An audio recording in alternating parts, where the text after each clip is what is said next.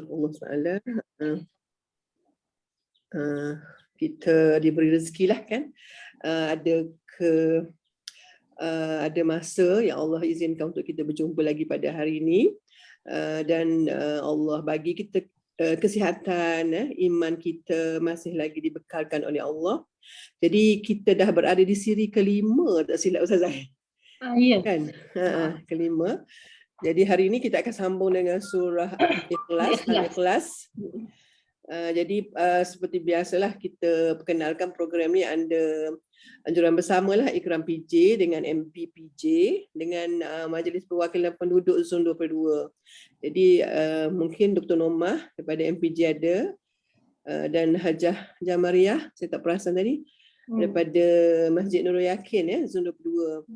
Dan semualah dialu-alukan sebab kita open juga kepada semualah dalam yang kita boleh sebarkan. Jadi kita rasanya tak perlu panjang sebab Ustazah pun memang kejar masa juga. Jadi kita bersyukur Ustazah masih sudilah untuk berkongsi ilmu yang begitu amat kita tunggu-tunggulah, mutiara ilmu daripada Ustazah.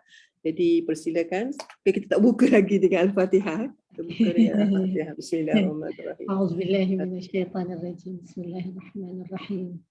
Alhamdulillahirabbil alamin. Arrahmanirrahim. Maliki yaumiddin. Iyyaka na'budu wa iyyaka nasta'in. Ihdinas siratal mustaqim. Siratal ladzina an'amta 'alaihim.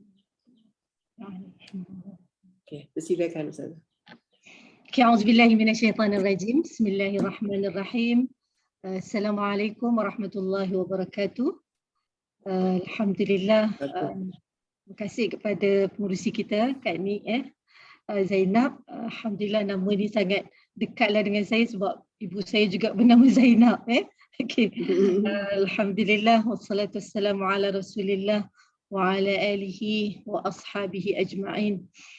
ربنا اغفر لنا ذنوبنا ولوالدينا وللمؤمنين يوم يقوم الحساب.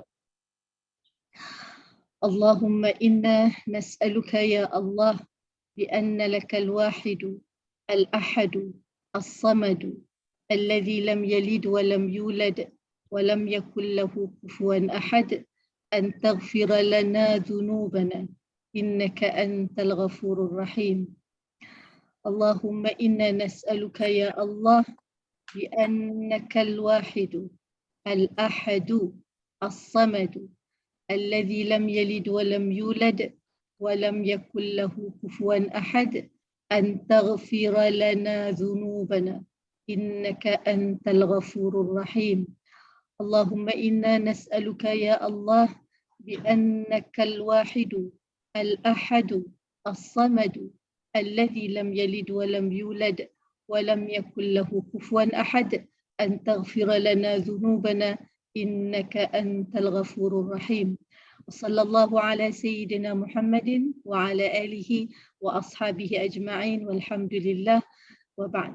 Alhamdulillah, dengan izin Allah kita hari ini semua berada di tanggal 20 hari bulan Julai 2022 bersamaan dengan juga 20 hari bulan Zulhijjah 1443 Hijrah. Kita ada dalam lebih kurang 10 hari je lagi kan ni untuk kita masuk ke tahun 1444 Hijrah. Begitulah masa berlalu sebagaimana Kak Nik sebutkan tadi. Kesempatan yang ada ni yang Allah bagi pada kita ni adalah kesempatan yang sangat berharga lah. Saya sangat terharu bila nak membicarakan tentang surah Al-Ikhlas ni. Jadi saya mengalu-alukan semualah Datin, Hajah, para kalau ada profesor, Datin-datin, doktor-doktor, semua muslimat yang hadir dalam perjumpaan kita pada hari ini. Dan mungkin juga kalau ada kesempatan untuk melihat rakaman kita yang kita rakamkan untuk kita kongsi sikit sebanyak surah yang sangat-sangat popular lah di kalangan masyarakat Islam, sama ada yang kecil ataupun yang besar, yang tua ataupun yang muda akan menghafal surah yang pendek ini yang terdiri daripada 4 ayat sahaja. Okay, saya bermula dengan satu doa yang kita ambil daripada surah Al-Ikhlas. Ini satu doa yang kita boleh baca lah bila-bila nanti ya. Okay. Doa ni saya baca tadi dalam bentuk kita baca ramai-ramai lah, tapi yang tertulis ni kita baca seorang. Nampak kan dalam skrin ni? Boleh nampak kan ni? Jelas? Nampak? Okey, jadi yang dalam kotak yang warna purple ni adalah doa dia lah. Dan disebutkan di sini doa ini adalah suatu riwayat yang disampaikan kepada kita oleh Al-Imam An-Nasa'i dan dia dihukum sebagai riwayat yang sahih di mana Nabi SAW suasana dia sangat-sangat cantik, sangat-sangat nyaman. Nabi SAW masuk ke dalam masjid dan dia dapati ada seorang lelaki yang telah pun selesai salat. Dia dapati ada seorang lelaki telah pun selesai salat. Pemandangan ni kita nampaklah dalam kehidupan kita kan Kak ni. Maksudnya kadang-kadang kita masuk ke dalam masjid, kita nampak ada orang selesai salat dan angkat tangan untuk berdoa kan. Ini suasana-suasana yang biasa kita lihat. Dan ini jugalah suasana yang nak digambarkan dalam riwayat ini yang diriwayatkan oleh Imam An-Nasa'i. Katanya dalam riwayat ini disebut, dalam riwayat ini ni adalah riwayat yang penuh lah. Daripada Sahih Abi Dawud, daripada seorang sahabat Nabi SAW, nama dia Mihjan. Jarang kita dengar nama ni kan? Mihjan. Mihjan bin Al-Adra'. Nama pun susah nak sebut kan. Sakat jarang dengar jadi nama kepada sahabat ni nama dia Mihjan ibn Al-Adra'. Lalu dia meriwayatkan dan mengkisahkan tentang Nabi SAW masuk ke dalam masjid. Dan dia Nabi SAW dapati ada seorang lelaki. Cuma dia tak sebutlah nama lelaki ni siapa. Cuma disebutkan idza rajulun. Tiba-tiba dia nampak seorang lelaki dan lelaki ni tak ada nama kat sini. Telah pun selesai salat di dalam masjid tadi. Kemudian selepas selesai salat tu wa huwa yatashahhadu dan dia mengucap syahadah.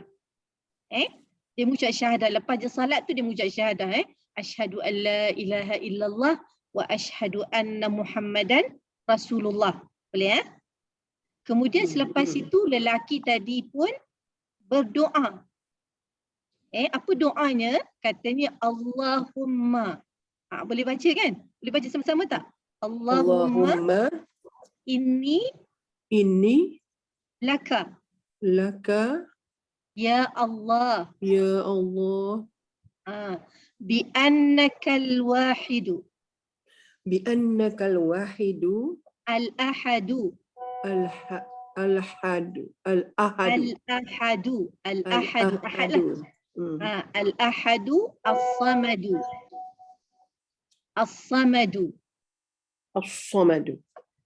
as-samadu alladhi lam yalid wa lam yulad wa lam yakul lahu kufuwan ahad. Okey, yang ni ada tertinggal sikit yang ni. Yang ni lebih jelas lah. So sama je yang ni. Cuma ada sedikit perbezaan. Di depan dia lah. Tak menjadi masalah yang beza di depan ni. Jadi kat sini disebut Allahumma inni as'aluka. Ya Allah, sesungguhnya aku memohon kepadamu ya Allah. As'aluka. Ya Allah. Ya Allah ni nama Allah lah kan? Bi annakal wahidu. Sesungguhnya aku bersaksi bahawa engkau adalah satu. Al-ahad, tunggal. As-samad, yang bersifat dengan sifat as-samad di mana semua makhluk berkehendakkan kepada Allah dan Allah tidak berkehendakkan kepada makhluk. Samad ni satu perkataan je tapi maksud dia banyak. Maksud dia sangat luas ya. Kita duk kata as-samad ni apa maksud as-samad ni? As-samad ni maksudnya semua makhluk berkehendakkan kepada Allah sedangkan Allah tidak perlu kepada makhluk. Itu maksud dia as-samad. Okey. Alladhi lam yalid wa lam yulad wa lam yakul lahu kufuwan ahad. Senang je lah. Dia ambil je ayat dalam surah Al-Ikhlas tu, masukkan ke dalam doa dia, kemudian apa doa dia? Yang ni baru nama-nama Allah. Doa dia antaghfira. Semoga engkau memaafkan diriku. Antaghfira, semoga engkau mengampunkan diriku. Ampun apa? Mengampunkan segala dosaku yang ada padaku. Taghfirali dhunubi. Dhunub kita biasa dengar kan? Dosa-dosaku lah. Innaka, sesungguhnya engkau, antal ghafur, engkau adalah yang maha pengampun lagi maha penyayang. Okay? Jadi nanti boleh baca, boleh tengok balik dan baca. Kalau tak ingat, mungkin boleh tengok dekat skrin lah. Ataupun tengok dekat WhatsApp ke. Okay. Tengok balik. Jadi insya-Allah nanti boleh masuk dalam doa-doa kita lah. Okay, kita mula balik. Okay, Alhamdulillah dengan gabungan antara Ikram PJ, Majlis Perwakilan Zon penduduk Zon 22 dan Majlis Bandaraya Petaling Jaya, maka dapatlah kita mengadakan program pada hari ini. Jadi saya mengalu-alukan semualah, sama ada yang yang tersebut ni ataupun daripada UIA juga, ataupun ada juga beberapa pelajar-pelajar saya daripada UIA, semuanya dialu-alukan. Hari ni insya-Allah Tafakuh Fiddin pun dia ni juga share. Tafakuh Fiddin yang Tafakuh Fiddin tu ada YouTube, nanti dia yang akan keluar YouTube. Masya-Allah. Okey. Jadi kita mengalu-alukan semualah Tafakuh Fiddin, jadi satu gabungan yang mantap supaya kita dapat kebaikan bersamalah. Saya bercakap juga satu peringatan untuk diri saya dan juga kita berkongsi sebanyak mungkin maklumat yang ada di dalam Al-Quran setakat yang kita mampulah. Okey, kita pergi. Kita nak tengok dua bahagian sebagaimana biasalah. Bahagian pertama tentang sedikit hukum hakam bacaan sebab kita tak boleh lari daripada bacaan. Kemudian aktiviti tadabbur, sebab tadabbur ni adalah satu aktiviti dan dia sangat luas. Sama ada ia melibatkan zahir ayat-ayat dia, huruf, kemudian cara bacaan, nak berhenti, cara berhenti dan sebagainya juga adalah termasuk dalam aktiviti tadabbur. Kemudian cara kita nak memahami dan nak ambil iktibar dan nak keluarkan ayat-ayat itu untuk kita bawa dalam kehidupan juga adalah termasuk dalam aktiviti tadabbur. Yang tadi pun aktiviti tadabbur lah, maksudnya kita ambil ayat tersebut daripada riwayat yang disampaikan kepada kita untuk kita bawa dalam doa kita kan ni. Jadi itu juga adalah sesi tadabbur. Maksudnya dia panggil buah kepada tadabbur. Okey. Jadi jangan kita pisahkanlah, kita jangan letak dekat slide saja kan, dekat skrin, tapi kita bawa dalam kehidupan. Bila boleh baca doa tu? Bila-bila sahaja. Masukkan dalam doa kita dan itu antara doa yang sangat besar fadilatnya dan di sini Nabi SAW memberi satu jaminan bahawa sesiapa yang berdoa dengan menggunakan nama-nama Allah yang terdapat dalam surah Al-Ikhlas ni, ghufira lahu, maka dia akan diampunkan oleh Allah dosa-dosanya. Jadi itu nikmat yang paling besarlah kalau Allah ampunkan dosa. Okey. Ini paparan kepada surah Al-Ikhlas. Saya sebutkan tadi ada 4 lah. Kalau siapa yang ada mushaf pun boleh buka. Boleh buka. Ada 4 ayat. Ayat pertama, ayat kedua, ayat ketiga dan ayat keempat. Okay. Kita akan baca sama-sama, boleh kan? Ada 4 ayat saja. Boleh Boleh baca daripada skrin dan boleh juga baca daripada mushaf. Boleh Boleh. Okay. أعوذ بالله من الشيطان الرجيم أعوذ بالله من الشيطان الرجيم بسم الله الرحمن الرحيم قل هو الله أحد قل هو الله أحد الله الصمد الله الصمد لم يلد ولم يولد ولم يكن له كفوا أحد Sadaqallahul Azim. 4 ayat tadi. Kalau kita angkat jari kita ni, buang 1, jadi 4 lah. Kalau surah Al-Falaq ada 5 kan? 5. Surah Al-Falaq ada 5 kan? Surah Al-Ikhlas ni buang 1, jadi 4. Okay.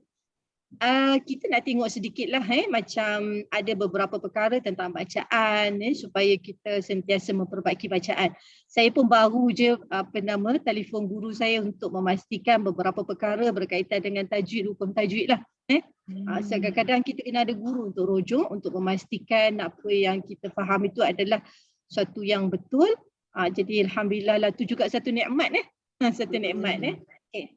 Jadi sebahagian daripada hukum hakam, kita paling banyak dekat sini yang kita nampak dengan jelas adalah bahagian hujung ayat lah kan. Okay, cuba tengok bahagian hujung ayat. Bahagian hujung ayat ni terdiri pada huruf apa? Huruf dal kan? Huruf dal betul ke? Betul betul. Okay. So kita ada ramai ni, Rafidah, ni saya tak kenal ni. Ada Mama 62. Okey. Jadi kalau kita tengok kat sini, yang jelas adalah akhir ayat ini dia berakhir dengan huruf dal. Ahad, samad, yulad, kan? Ahad. Semua dal. Okay. Dal ni makhraj dia kat mana? Okay. So ni adalah bila kita nak baca Quran, inilah alat yang Allah bagi untuk kita baca Quran. So tangan tak bunyi kan? Sebab membaca ni dia melibatkan bunyi. Bunyi tu bukan sembarangan bunyi lah kan? Bunyi tu bukan sembarangan bunyi, tetapi bunyi yang memang Allah Subhanahu Wa Taala telah pun wahyukan kepada Nabi SAW. Ada banyak bunyi kan? Kadang-kadang kita keluar ada bunyi apa? Siren kan? Bunyi juga. Tapi bunyi itu bukan bunyi yang wahyu. Tapi bunyi yang kita nak bacakan ni adalah wahyu daripada Allah Subhanahu Wa Taala yang terdiri daripada huruf. Jadi huruf tu dia berbunyi. Okay. Sistem bunyi kita ni daripada mana? Sistem bunyi ni. Kak Nik tangan berbunyi tak Kak Nik? Tak. Bunyilah Kak Nik. Kalau Kak Nik clap kan? Clap, kalau clap. Tapi kalau tak bertemu dua tu tak bunyilah kan? Okay.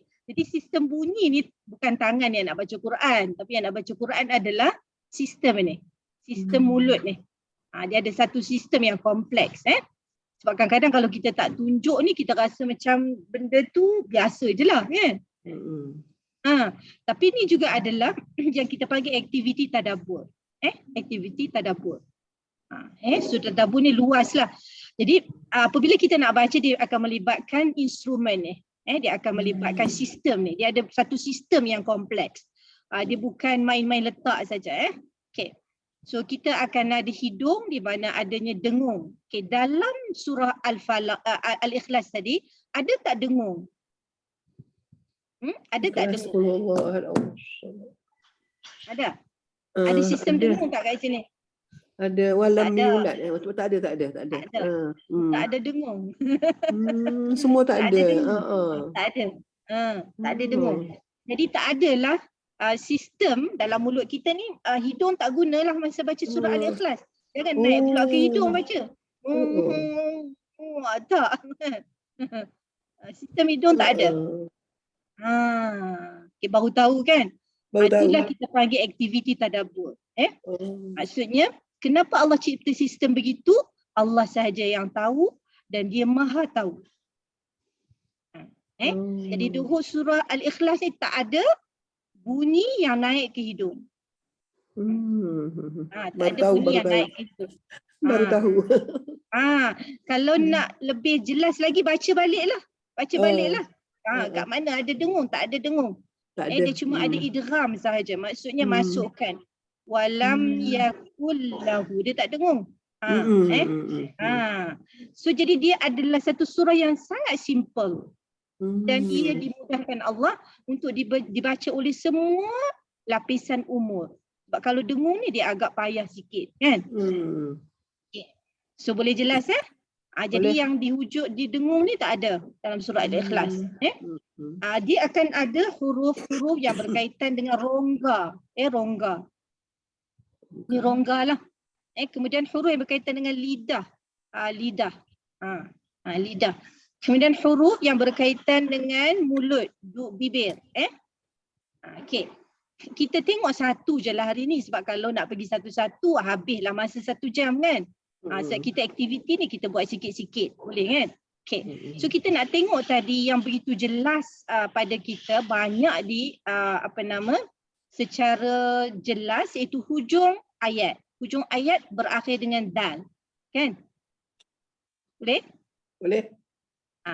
Okey, nak tengok dal ni kedudukan hujung lidah, dia ada di hujung lidah Okey, kalau tengok hujung lidah ni banyak huruf dia keluar daripada hujung lidah. Cuba tengok dalam ilustrasi ni. Dia ada ra, dia ada nun, ada lam, ada ta, dal dekat sini ni. Dal dekat sini. Dal ni di hujung. Jadi dal ni bila kita sebut, hujung lidah ni akan menempel bahagian belakang ni, apa ni? Gigi kan? Nampak tak gigi ni? Gigi. Gigi. Jadi hujung lidah ni dia ada belakang gigi kacip ni, antara gigi kacip dengan gusi atas ni.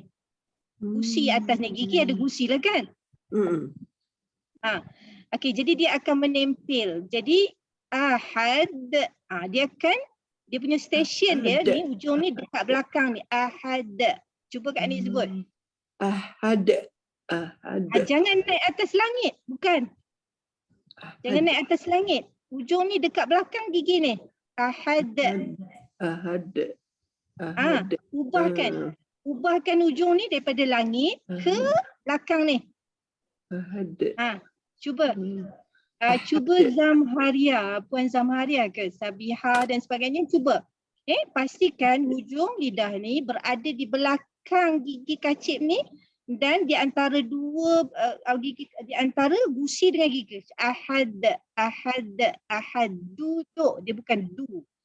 Dia bukan berada di langit Jadi orang Melayu ni kalau dia sebut dal dia berada di langit. Tu dal salah, tu dal orang Melayu. Boleh? Cuba. Qul huwallahu ahad. Qul huwallahu ahad. Pastikan hujung ni dia menempel kat belakang ni. Jangan tempel kat langit. Kedepankan sikit. Pastikan dia de tu dekat belakang gigi kacip. Okey, beza kan? Ada beza tak? Ada. Okey So itu sikit sebanyaklah. Okey, satu lagi sebelum kita pergi kepada tadabbur kepada isi kandungan. Kita nampak yang jelas adalah huruf dal kan? Ahad, samad, lad, yulad, kemudian ahad kan? Okey. Kalaulah satu soalan yang kita nak tanya, apakah huruf yang paling banyak digunakan dalam surah Al-Ikhlas? Huruf yang paling banyak digunakan dalam surah Al-Ikhlas. Siapa boleh jawab? Belum bilang lah Ustazah. Okay. Macam nampak lam je. Bukan. Okay. Bagus kan. Lam adalah huruf yang paling banyak. So kalau kita tengok lam, lam dekat mana lam? Lam dekat mana? Hujung juga ni. Lam, tapi dia bukan di belakang gigi kacip, tapi dekat bahagian akhir langit kan? Kan, betul tak? Lam kan? Betul tak? Dia dekat-dekat dengan dal. Lam. So lam paling banyak. Masya Allah. So benda-benda ni kenapa kita sebutkan di sini? Ini semua adalah memberikan suatu kefahaman kepada kita bahawa Al-Quran ni adalah mukjizat. Sebab orang-orang Arab apabila dia nak membina huruf, dia akan sangat berkira dalam pemilihan, dalam nak membina perkataan, dia sangat berkira tentang huruf. Sebab huruf ni lah yang memastikan sebutan tu fasih ataupun tidak. Boleh Sebab kadang-kadang pertemuan antara dua huruf menjadikan suatu perkataan itu tidak fasih. Satu ayat itu tidak fasih. Fasih itu maksudnya susah nak sebut. Dia akan jadi ada berat dekat lidah, maka di situ mereka akan menghukum bahawa ayat tersebut adalah ayat yang tidak cantik. Sikit sebanyaklah kan. So kat situ kita nak tanamkan dalam diri kita bahawa semuanya tentang Al-Quran ni Allah SWT susun dengan susunan yang penuh hikmah. Bukan main-main letak saja lam kat sini, qaf dekat sini, ha dekat sini, tak. Jadi nanti kemudian cuba bilang tengok lam dalam surah Al-Ikhlas ni ada berapa banyak. Okey, boleh kan? Boleh. Okey. Pada perjumpaan lepas, rasa Ustazah dah tanya kan? Saya dah tanya tentang berapa huruf perkataan Allah terdiri daripada berapa huruf? Perkataan Allah terdiri daripada berapa huruf? Allah terdiri daripada berapa huruf? 4. Kurang 1.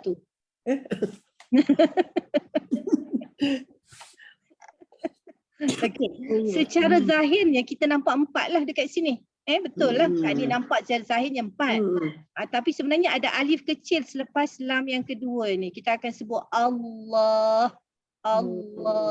Sebab itu kita baca qul huwallahu ahad. Allah. Kita tak baca Allahus samad. Tak. Allahus samad. Boleh? Dia ada alif lepas lam, lepas syaddah ni. Lepas syaddah ni, sabdu ni, di atas dia ada alif kecil. Sebab lam ni selepas kita matikan lam yang pertama ni, lam kedua ni dia ada alif. Dia ada huruf mat. Okay, boleh? Huruf mat. Jadi sebab itu kita baca qul huwallah. 2 harakat tu. Kalau siapa yang baca 1 harakat, maka tertinggallah 1 huruf mat. Maka rosaklah bacaan dia. Okey? Boleh Boleh. So benda-benda tu sangat halus Sangat halus. Kadang-kadang kita baca je tapi kita tak faham. Jadi bila kita tak faham, kemungkinan kadang-kadang kita melakukan kesalahan Tapi bila kita faham, insya-Allah kesalahan tu akan jadi minimal lah. Betul kan? Agree tak dengan saya? Betul. Benda yang kita tak faham, kadang-kadang kita dengar-dengar je, ikut-ikut je, kita ada kemungkinan melakukan kesalahan. Kan? Jadi kalau kita dah faham, jadi kefahaman itulah yang penting tu yang menjaga kita daripada kita melakukan kesalahan. Boleh? So kita tengok hari ni huruf lam, Allah, yang di mana selepas lam kedua tu ada huruf mat. Kemudian kita tengok makhraj dal, kemudian kita juga tengok makhraj lam. Boleh So nanti insya-Allah next kita akan sambung lagi lah sikit-sikit lagi. Kenapa penting? Kerana itu juga adalah aktiviti tadabbur. Jadi macam kita sebut tadi, ada tak dengung dalam surah Al-Ikhlas? Tidak ada. Tak ada. Sekarang ni kita dah nampak dengan mata kasar kan. Jadi kalau orang tanya, kita jawab dengan ilmu. Bukan kita jawab kerana Dr. Sofia yang bagi tahu. Tak. Kita sendiri tengok dengan mata kepala kita sendiri baca dan kita sendiri yakin bahawa tak ada dengung dalam surah Al-Ikhlas. Okey, boleh So tu perkara-perkara yang asas lah. Bacaan mestilah dengan tartil. Wajib kita membaca dengan tartil. Apa maksud tartil? Tartil adalah membaca Al-Quran mengikut aturan dan susunan, tanpa mengubah lafaz dan tidak mendahulukan ayat yang akhir pada ayat yang awal. Kalau surah Al-Ikhlas ni ada 4 ayat, maka kita kena baca mengikut susunannya. Tak boleh baca akhir dulu, kemudian yang tengah, tak boleh. Jadi itu termasuk dalam maksud tartil. Boleh Jadi bila kita baca ni, bila kita baca mengikut tartil tu, kita dah taat pada Allah lah. Sebab tu arahan daripada Allah dalam surah Al-Muzammil ayat 4, Allah sebut warattilil Qur'ana tartila. Maka bacalah Al-Quran dengan tartil. Apa maksud tartil? Mengikut aturan, mengikut susunan, jangan mengubah lafaz, yang panjang dipanjangkan, yang pendek dipendekkan, kemudian tahu kat mana tempat nak berhenti dan mana tempat nak mula. Okey, itu sedikit sebanyak perkara yang kita perlu sentiasa ada, dan ini juga adalah proses tadabbur. Kita tak boleh nak pisahkan antara kita mendalami makna dalam surah ini dengan kita memperbaiki bacaan supaya ia selari dengan arahan Allah Subhanahu wa taala. Okey. So kita habis dah bab bahagian pertama tu. Okey, kita nak tengok sedikit, ada di antara soalan ni kita dah jawab pun berapa jumlah dalam ayat dalam surah Al-Ikhlas, dah jawab tadi kan awal-awal lagi. Berapa huruf perkataan, berapa huruf dalam perkataan Al-Ikhlas? Al-Ikhlas tak ada pun dalam surah Al-Ikhlas. Kan? Interesting tak ada kan? pun. Kalau surah Al-Falaq sebab ada perkataan Al-Falaq. Kalau surah An-Nas sebab ada perkataan An-Nas. Banyak kali lagi diulang kan? Kalau surah Al-Fatihah, surah Al-Fatihah ni ada banyak nama dan Al-Fatihah juga tidak ada dalam perkataannya dalam surah Al-Fatihah. Kan sama dengan surah Al-Ikhlas, tak ada pun perkataan Al-Ikhlas dalam surah Al-Fatihah, dalam surah Al-Ikhlas. Jadi kalau kita nak tanya berapa huruf dalam perkataan Al-Ikhlas, kita kena bilang lah kan. Okey, tak apa. Berapa jumlah huruf qalqalah dalam surah Al-Ikhlas? Ni juga aktiviti-aktiviti tadabbur kita. Berapa jumlah huruf dalam surah ini, kita kena bilang lah ayat pertama berapa, ayat kedua berapa, ayat ketiga berapa, dan kita campur semua. Jadi kenapa kita kena ini adalah termasuk dalam proses tadabbur, kerana kita appreciate setiap huruf yang Allah bina dengannya surah ini, kerana kita kena sebut bila kita baca. Bila kita tahu bahawa setiap perkataan tu ada macam tadilah. Soalan pertama, berapa perkataan, berapa huruf dalam perkataan Allah? Mula-mula Kak Ni jawab 4 kan? Sebab zahirnya memang 4. Tapi bila kita selidiki dan tengok secara teliti, maka sebenarnya iaitu daripada 5 huruf. 5 huruf. Jadi macam mana jadi 5? Lam yang kedua tu dan sepasnya ada huruf mad yang tidak ditulis di dalam tulisan. Itulah. Jadi jangan kelirulah. Jadi perkataan Allah ni sentiasa ada 5 huruf. Jadi jangan kurangkan. Okay. Kemudian berapa kali diulang huruf dal? Yang ni tak apa. Huruf apa yang paling banyak? Kak Ni dah jawab tadi huruf lam. Tapi berapa banyak Kak Ni belum jawab kan? Mungkin orang lain boleh jawab, Sabiha ke ataupun siapa yang ada ni, Puan Noma ke, Puan Nurizan ke, mungkin boleh jawab nanti. Apa sebab nuzul pada surah Al-Ikhlas? Itu dah masuk kepada isilah sedikit sebanyak. Okay, ada yang jawab ke? Tengok sikit. Dah boleh unmute jika ada yang nak jawab soalan. Boleh? Okey. Alhamdulillah. Kalau ada nanti bagi tahu Okey.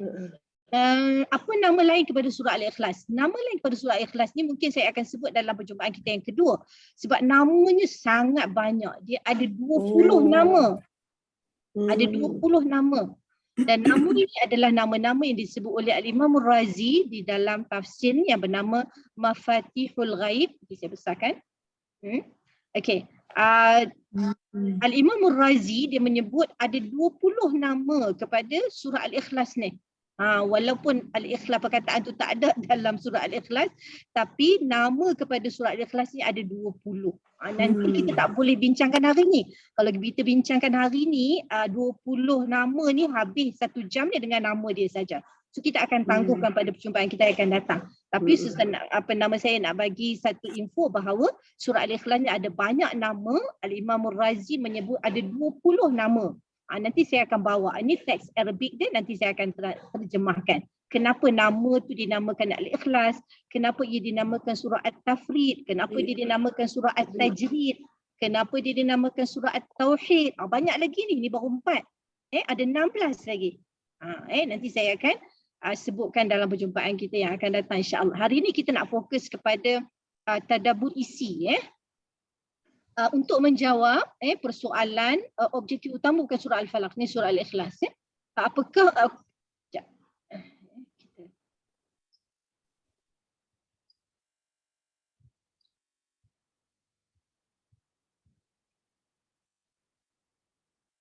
dia kena betulkan siap-siap. Okey. Ambil masa sikit. Okey. Okey. apakah objektif utama kepada surah Al-Ikhlas ni, kita akan jawab kejap lagi. Kemudian apakah kepentingan surah ini dalam hidup mukmin sepanjang hayat, ini juga kita akan jawab sekarang. Okay. So dia sangat penting. Apa kepentingannya, macam mana kita nak memahami kepentingannya. Okay. So kita akan pergi kepada bahagian pertama. Okay, saya nak buat satu view secara keseluruhan dulu kepada surah Al-Ikhlas ni. Tujuan surah Al-Ikhlas ni dengan satu ayat pendek adalah untuk menegaskan bahawa Allah Subhanahu Wa Taala bersifat dengan sifat tunggal, dan ia adalah sifat yang sempurna bagi Allah Subhanahu Wa Taala, dan Allah jauh daripada sebarang sifat kekurangan.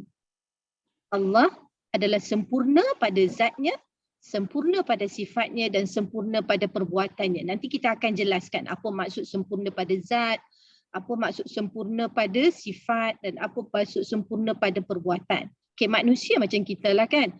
Macam kalau saya ada nama dekat sini, yang ada kat sini Puan Norma kan. Kita ada juga Puan Nurizan. Misalnya nama kita lah kan. Nama, kalau Puan Nurizan, namanya Nurizan. Itu nama. Sempurna tak nama tersebut? Okay. Kemudian sifat pula. Apa sifat Puan Nurizan? Saya tak tahulah sebab tak pernah jumpa kan. Okay. Dia kadang-kadang katalah sifat Kak Ni. Apa sifat Kak Ni? Cuba bagi satu. Satu sifat. Susah pula bila Ustazah tanya nak suruh bagi. Apa banyak sifat Kak Ni? sangat. Ceria katakan kan. Ceria katakan. Ataupun apa sifat yang Kak Ni nak bagi?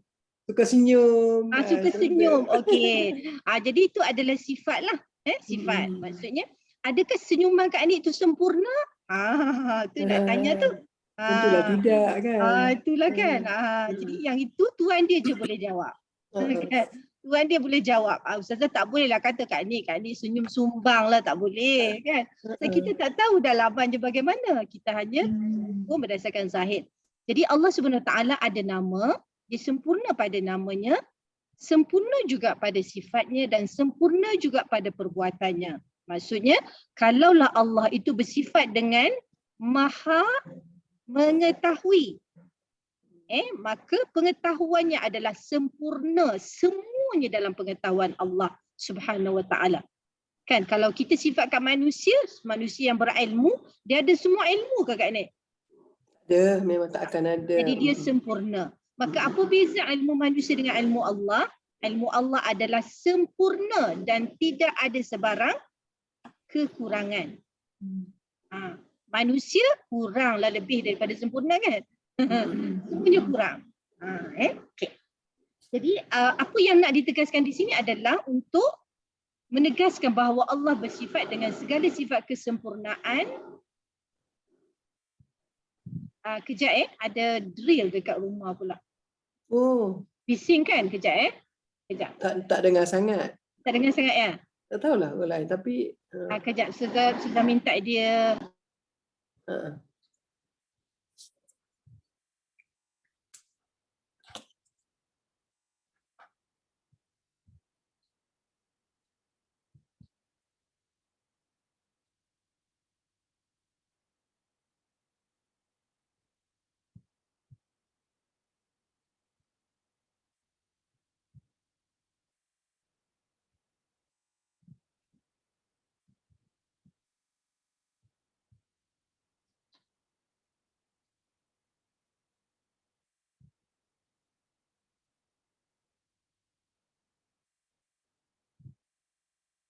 Okay, minta maaf ada gangguan sedikit. Okay. Okay, kita nak tengok dulu dalam masa yang dalam 2-3 minit ni secara overview dia, keseluruhan surah Al-Ikhlas ni.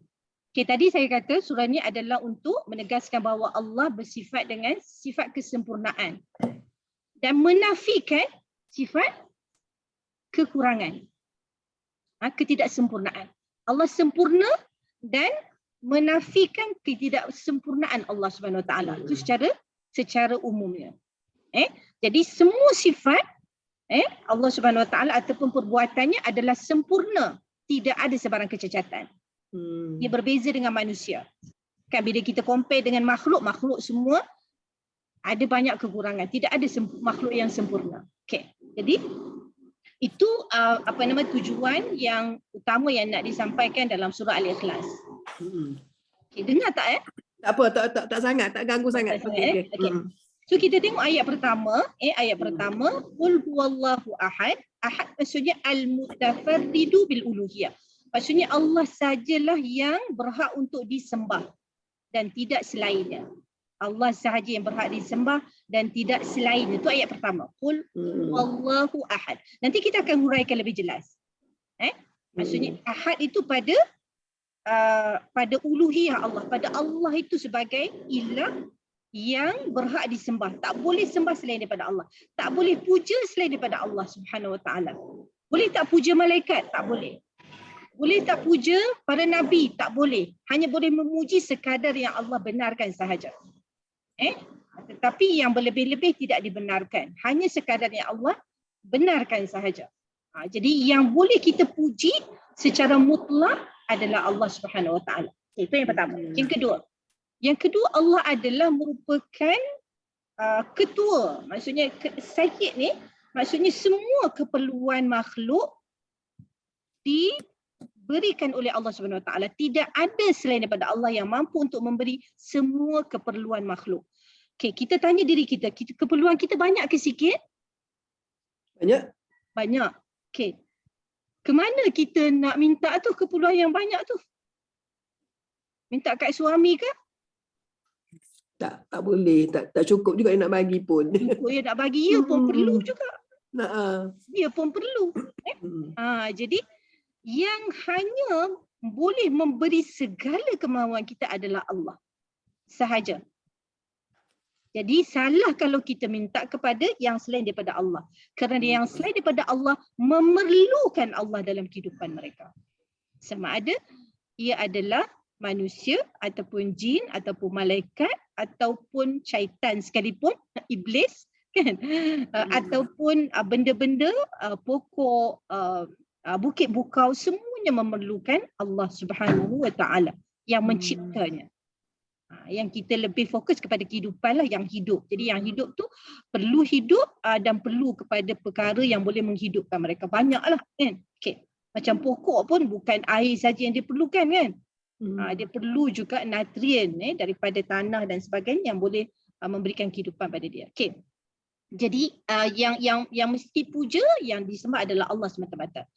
Kemudian yang diminta juga Allah Subhanahu Wa Taala. Kemudian yang ketiga penafian. Dua sifat yang mengisbatkan, maksudnya yang memberikan satu penegasan bahawa Allah itu tunggal, kemudian Allah lah tempat semua makhluk meminta dan Allah tidak memerlukan makhluk. Yang ketiga, Allah tidak ada anak, lam yalid, maksud allazi lam yalid ahadan. Maksudnya Allah tidak memperanakkan sesiapa. Maksudnya tak ada sesiapa pun bin Allah, tak ada. Allah adalah tunggal. Okey. Allah tak bin pada siapa. Kalau saya Sofia binti Samsudin kan? Kalau Kak Ni binti Nikmat kan? Nikmat. Bin dia. Maksudnya kita ni nama bapa kita memperanakkan kita. Maksudnya zuriat daripada anak. Jadi Allah tidak melahirkan zuriat dan Allah bukanlah daripada zuriat yang dilahirkan. Jadi kalau secara bahasa yang senang, Allah tidak ada anak dan tidak ada bapa. Dia tidak ada anak dan dia tidak ada bapa. Okay, apa yang kalau kena ada anak, maksudnya di situ akan ada isteri kan? Kalau ada bapa, maksudnya dia bukanlah yang awal dan dia bukan yang tunggal. Jadi penafian kepada semua sifat-sifat ini. Maka sekiranya sembahan yang lain selain daripada Allah ada sifat-sifat ini, ada anak dan dia diperanakkan, maka dia tidak layak untuk menjadi Tuhan. Contohnya mereka kata Isa adalah Tuhan kan? Layak tak Isa menjadi Tuhan? Tidak layak. Kenapa? Dia tidak ada ciri-ciri yang disebut di dalam ayat ini, iaitu ahad, tunggal. Yang kedua, semua makhluk berkehendakkan kepadanya dan dia tidak berkehendakkan kepada makhluk. Kita tanya Isa alaihissalam, dia berkehendakkan tak kepada Allah? Pasti. Pasti. Jadi Allah berkehendak kan tak kepada Isa? Tidak. Tidak. Jadi dia tidak layak untuk dijadikan sebagai sembahan ataupun dijadikan sebagai Rab lah untuk disembah. Yang terakhir sekali, dan Allah lam yakul lahu mumathilun fi khalqihi, tidak ada sebarang makhluk mana-mana yang sama dengan Allah pada zatnya, pada sifatnya dan pada perbuatannya. Okey, dia ada 3 lah. Zat, sifat dan perbuatan. Macam mana kita nak senang faham?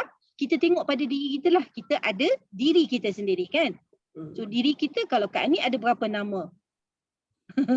Banyak Nina ada macam-macam dah. Banyaklah nama. Nama tu merujuk kepada satu saja kan? Kat ni ada 2 ke kat dunia ni? Ada satu kat Malaysia, ada satu lagi kat tempat lain. Adakah? Tak ada lah. Tak ada lah. Allah jadikan satu saja kan? Tapi apa beza makhluk dengan manusia? Manusia ada zuriat. Manusia ada ibu, bapa yang melahirkannya. Tapi Allah bersifat tunggal, tidak ada bapa, tidak ada ibu, tidak ada anak. Dia tunggal. Jadi dan tidak ada juga sebarang makhluk yang seumpama dengan yang sama dengan Allah pada zatnya, pada sifatnya dan pada perbuatannya. Okey, tu overview kepada surah Al-Ikhlas. Habis dah 4 ayat tu. Okey, kita nak pergi secara detail, boleh kan? Boleh. Boleh Okey. Kita akan guna buku ni hari ni, buku Tafsir Mubin cetakan BBP. Karangan daripada 2 orang. Seorang Salahuddin dan seorang lagi nanti sudah sebut, nanti seorang lagi tak ingat kalau tak tengok. Okey, kita akan tengok ni dalam sudah ada scan ni. Sudah ada share dengan Puan Mariam. Nanti mungkin Puan Mariam boleh share lah dengan semua. Okey, kita ada 10 minit lagi insya-Allah. Kini adalah pengenalan kepada surah Al-Ikhlas. Tadi kita tengok apa yang dikongsi dalam tafsir yang ringkas kan. Kita nak tengok sedikitlah huraian. Okay, pengenalan kepada surah Al-Ikhlas. Apa maksud Al-Ikhlas? Kita tak sebut lagi tadi kan. Al-Ikhlas maksudnya tauhid yang sebersih-bersihnya. Murni. Murni. Tauhid yang murni. Tidak ada sebarang cacat celah. Kalau khalusa, khalusa maksudnya murni. Ataupun bersih lah, sebersih-bersihnya. Bukan setakat bersih je, tapi bersih secara total. Daripada sebarang penyengutuan. Sebarang kekurangan, sekutu. Kalau kita kata kekurangan tu maksudnya tidak ada pada Allah Subhanahu Wa Taala. Allah bersih daripada sifat kekurangan. Okey. Jadi Al-Ikhlas ni adalah tauhid yang sebersih-bersih. Tauhid adalah mengesakan daripada perkataan wahidun, tauhidun. Wahada yuwahidu tauhid, mengesakan. Okey. Dan ini adalah surah yang diturunkan oleh Allah Subhanahu Wa Taala ketika mana Nabi berada di Mekah sebelum hijrah. Apa perbincangan khusus dalam surah ini? Berbincang tentang sifat Allah yang Maha Esa. Apakah sifat pertama? Ahad. Apakah sifat kedua? As-Samad. Apakah sifat yang ketiga? Lam yalid wa lam yulad. Yang keempat, wa lam yakul lahu kufuwan ahad. Pertama tunggal, kedua semua makhluk memerlukan Allah dan Allah tidak memerlukan makhluk, tu yang kedua. Yang ketiga, dia tidak ada anak dan tidak ada bapa. Boleh kan? Itu sifat penafian, sifat nafi. Yang keempat, dan tidak ada mana-mana makhluk yang serupa dengannya. Itulah yang nak dikatakan asas bagi semua sifat Allah yang sempurna. Dan ia menjadi pegangan kita sebagai khalifah Allah di atas muka bumi ini. Bila pegangan sekarang ke tak? Selama-lamanya. Sampailah ke hari akhirat. Hidup kita bukan kat dunia je kan? Hidup sampai ke akhirat dan akhirat sampai ke alam akhirat juga kita mentauhidkan Allah Subhanahu Wa Taala. Itulah sangat-sangat penting ni. Surah Al-Ikhlas sangat-sangat penting. Walaupun hanya 4 ayat sahaja, tetapi perkataan As-Samad adalah satu sahaja perkataan yang disebut di dalam Al-Quran. Ada tak perkataan samad? As-samad pada tempat lain? Tak ada. Oh, tak Tak ada. ada. Tidak ada. Tidak ada perkataan as-samad di dalam surah-surah lain. Hanya ada di dalam surah Al-Ikhlas sahaja. Allahus samad. As-samad apa tadi? Semua makhluk berkehendakkan kepada Allah, memerlukan Allah Subhanahu Wa Taala, dan Allah tidak memerlukan kepada mana-mana makhluk. Tapi kalau Dr. Sofia yang Allah cerita pasal malaikat, malaikat yang mencabut nyawa, malaikat yang mengagihkan rezeki, yang tu tak minta tolong ke? Itu nak menandakan kekuasaan Allah dalam menguruskan dunia. Allah boleh urus dia sendiri. Tapi kalau dia urus sendiri, Pak, susah Allah nak jelaskan kekuasaan tu pada kita kan? Macam kita kalau kita kata satu orang yang ada kuasa. Kan? Kalau orang tu kata saya berkuasa, apa tanda kamu berkuasa? Mestilah tanya kan? Betul tak kan ni? Kita tanya apa tanda kamu berkuasa? Dia kata saya berkuasa sebab tanda saya lah ada ni. Tak cukup lah. Kena tunjuklah kekuasaan saya. Saya menguasai bahagian Parsi, negara-negara Parsi. Saya menguasai negara-negara Rom. Okey, habis kamu ke yang takbir Rom dan Parsi? Tak. Saya ada orang yang mentadbirkan di sana atas arahan saya. Betul tak? Jadi semua tu adalah bukti kepada kekuasaan. Jadi Allah menceritakan tentang malaikat, menceritakan tentang makhluk-makhluk yang lain adalah dalam rangka untuk menjelaskan kekuasaan, dan Allah itu adalah yang solid, maksudnya yang maha berkuasa. Okay. Macam tengok dalam gambar kan, dekat gambar belakang saya ni kan, gambar je lah. Gambar je lah kan. Tengok gunung ganang, tengok lautan, siapa yang menguruskan? Batu bata, pasir-pasir yang ada di tepi pantai. Berapa banyak pasir kita tak pernah bilang pun, pasir tahu pijak aja kan. Berapa banyak butiran pasir? Tak pernah bilang. Okey, pokok kat belakang saya tu kan, berapa banyak daun yang ada? Juga tak pernah bilang pun berapa daun yang ada. Okey, berapa banyak hari ni daun tu gugur? Tak tahu. Kan tak tahu. Jadi pengetahuan Allah semuanya. Daun yang gugur, semuanya dalam pengetahuan Allah. Bukan yang ada kat atas tu yang gugur. Kita hak atas tu pun tak bilang kan. Apa lagi yang gugur. Okey. Jadi itu adalah kesempurnaan Allah Subhanahu Wa Taala. Kalau kita tengok kat sini, ia adalah antara sifat Allah termasuk sifat maha kaya, dan Allah tidak memerlukan sebarang bantuan dan pertolongan sesiapa pun. Jadi apakah reflect pada diri kita? Kita yang memerlukan. Jadi bila kita nak memohon pertolongan, bila-bila. Dan Allah maha mendengar. Allah maha menerima permintaan. Kan? Ada tak masa-masa yang kita tak boleh berdoa? Adalah satu je lah kan, masa kita buang air. Itu pun kadang-kadang berdoa dalam hati kalau sakit perut kan. Kalau dalam sakit perut tu, ya Allah sakit perut ni, berdoa kan. Dalam hati tetap berdoa ya. Dalam hati tetap berdoa, tak ada masa kita tak berdoa. Lebih-lebih lagi kalau kita tahu yang tu tak ada orang boleh tolong kecuali Allah. Allahu Akbar, itulah manusia kan. Kadang-kadang lupa dia tu lebih daripada ingat. Jadi kita sentiasa nak ingatlah. Sebab tu Allah masukkan surah Al-Ikhlas ni dalam kehidupan kita daripada pagi sampai tutup mata. Betul? Pagi ada zikir pagi kan? Ya. Berapa kali baca Al-Ikhlas? 3 kali. Okay, nak tutup mata pun baca 3 kali juga. Sempat tak baca 3 kali nak tutup mata? Ke dah lena dah? Tak ada nak baca 3 kali kat ni dah. Lena. Jadi kena ada satu keyakinan lah kan. Maksudnya mohon pada Allah SWT, ya Allah janganlah tidur lagi sebelum habis baca ni. Kan sabar-sabarlah. Kan sabar-sabarlah. Pada siapa kita nak minta? Pada Allah lah. Ya Allah, bagilah masa sikit lagi ni nak habiskan baca. 3 qul huwallah, 3 qul a'udzu birabbil falaq, 3 qul a'udzu birabbin nas. Tapi kalau baca masa nak tidur janganlah baca 3 tu, baca satu-satu.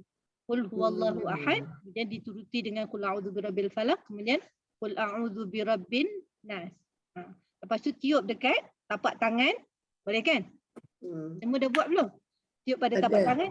Ni juga apa nama tadabbur kepada surah Al-Ikhlas lah. Tiup kat tapak tangan ni. Kemudian sapu. Sapu. Berapa kali? 3 kali lah. 3 kali. Jangan express pula baca siap-siap 3, baca sapu pula 3 kali.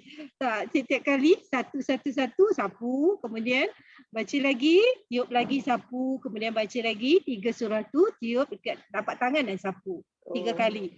Ustazah tak sempat 3 kali dah lena dah Ustazah. Kan Ustazah cakap tadi kan, minta pada Allah SWT, ya Allah, berilah sedikit masa nak habiskan ni bacaan ni. Jadi itu adalah peringatan.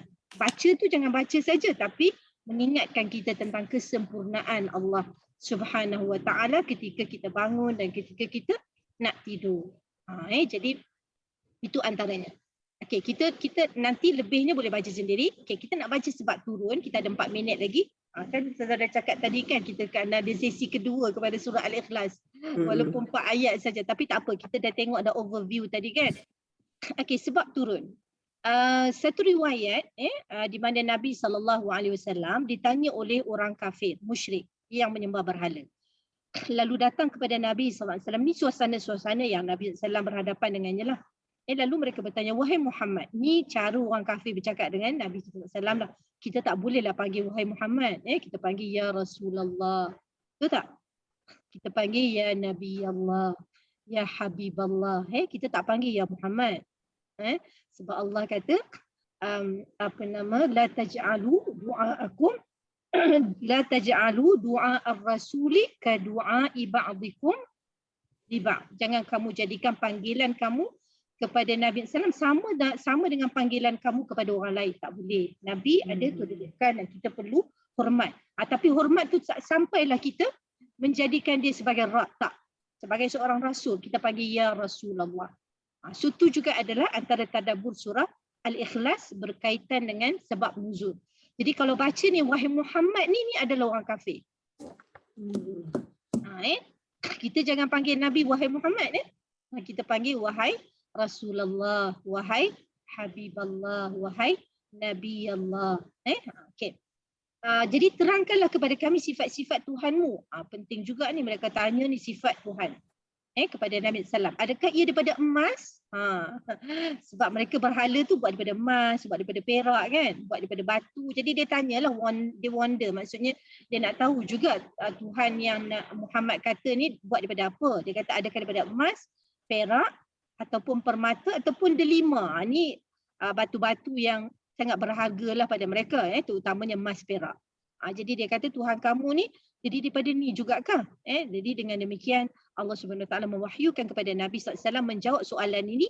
Maka sebab itulah surah ni bermula dengan qul. Katakanlah wahai Muhammad. Arahan daripada Allah SWT untuk menjawab persoalan daripada orang musyrik tadi.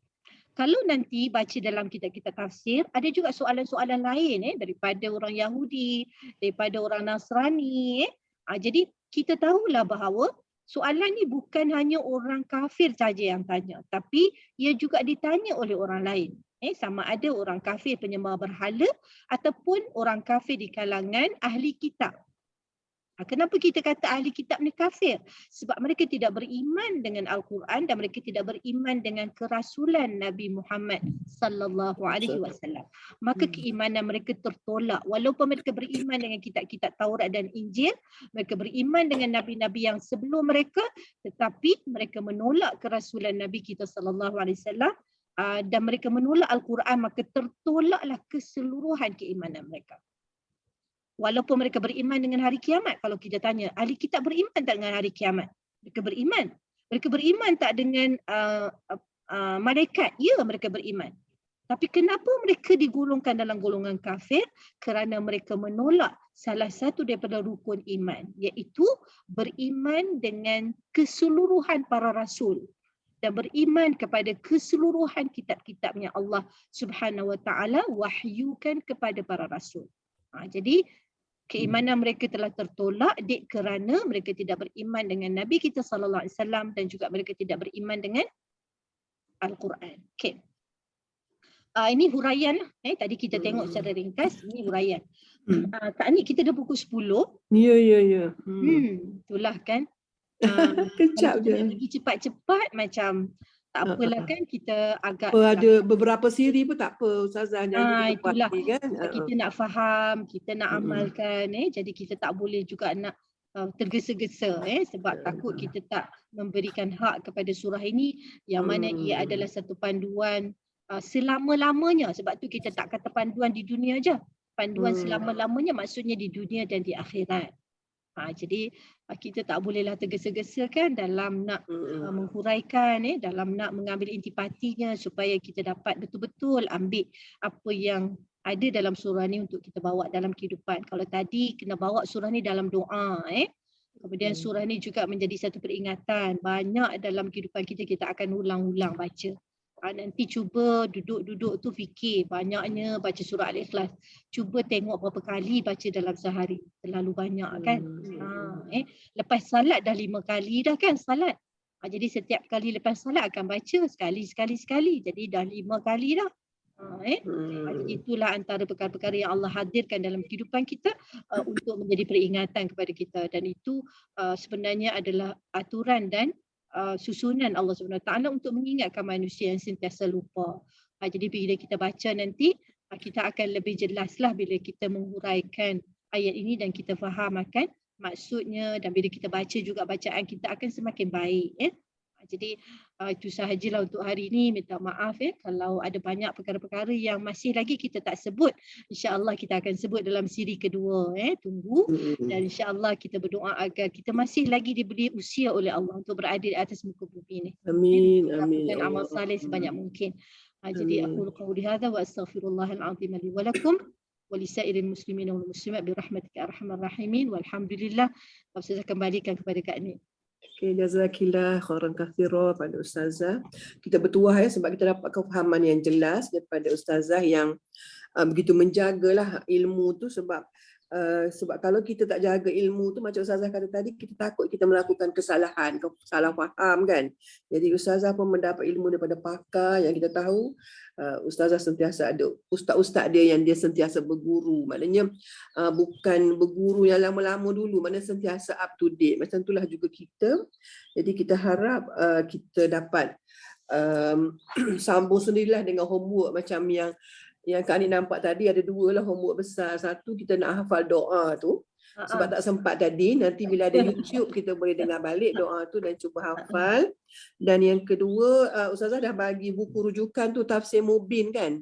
Jadi betul. Mungkin kita tak sempat nak dengar sepenuhnya sebab masa. Jadi kita boleh baca sendiri kot daripada Tafsir Mubin. Mungkin ramai orang ada.